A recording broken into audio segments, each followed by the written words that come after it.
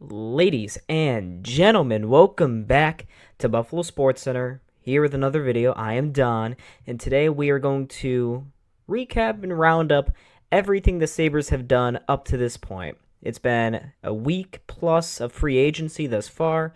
We've had the draft already. All of those moves have been discussed in prior videos, but for the purposes of today's video, we're going to look at every single major move the Sabres have done to their NHL roster, and we're going to see how everything fits together. What is Kevyn Adams' master plan? Hint, he doesn't have one. But anyways, folks, make sure to hit that like button and subscribe.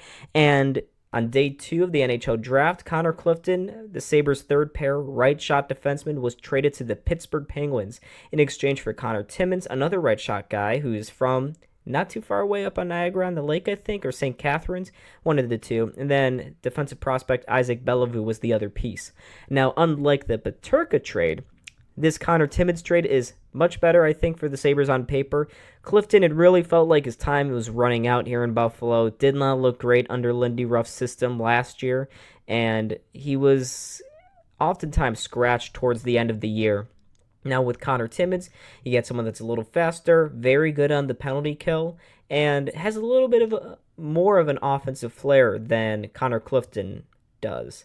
Now, of course, Connor Clifton was sent to the Penguins, I forgot to mention, alongside the 39th overall pick, which the Penguins did end up keeping and drafted a player with. Let's keep on moving, folks. Let's actually get into the day 1 of the NHL free agency. Alex Lyon here first. He signed a 2-year, $3 million deal. He will get $1.5 million per season. As much as I criticize Kevyn Adams, Alex Lyon is actually a sneaky good signing.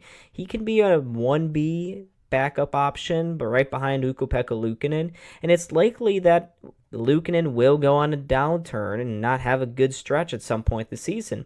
That's where you need a guy like Alex Lyon to step in and be a plug-and-play kind of guy.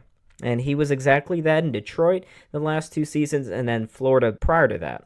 Last season, Lyon won 14-9-1 with Detroit. He had a 2.81 goals against average, 8.96 save percentage, and most notably, and as many people have already pointed out, he was a member of the Florida Panthers team that beat the Sabres late in that season and helped the Panthers get into the playoffs over the Buffalo Sabres. He was the goalie that took them on that run to get in, and well, let's look at how each team has done since then. Not great. A little painful. Now let's keep on moving, folks. Let's talk about another trade that the Sabres made during the draft, actually. Let's rewind a bit, go back a few days, and talk about Sam Lafferty. The Sabres cleared some dead money off their books by getting rid of Sam Lafferty. They traded Lafferty to the Chicago Blackhawks in exchange for a 2026 6th-round pick. Why would Chicago want a guy like Lafferty? I'm not sure, but for the Sabres and for Kevyn Adams, this is another W move. Now, who did the Sabres replace Lafferty with? Well, they didn't really need to, but Kevyn Adams did anyways by signing a Yarmo favorite, Justin Danforth. He's a bottom 6 gritty forward who's actually been in the Sabres system before. He played for the Cincinnati Cyclones way back when and the Rochester Americans as well, before finally getting his break in Columbus. He played in Columbus for a few years. Last year, he put up 9 goals, 12 assists for 21 points, and the Sabres have signed him now to a 2-year, $1.8 million per year contract. Isn't that basically what they were paying Sam Lafferty? Are we just trading in one Lafferty for another? I don't know, probably. Let's conclude now here, folks, by talking about the Sabres extensions. The Sabres made a few big moves to keep guys within their system. Most notably, the Sabres re-signed Ryan McLeod to a 4-year, $20 million deal. Of course, McLeod has had his breakout season last year with Buffalo. He looked phenomenal. I was hoping that maybe they give him a little more term, maybe a 5x5, but in the end, it was a 4x5. Still a very good deal for Kevyn Adams. I like this contract a lot.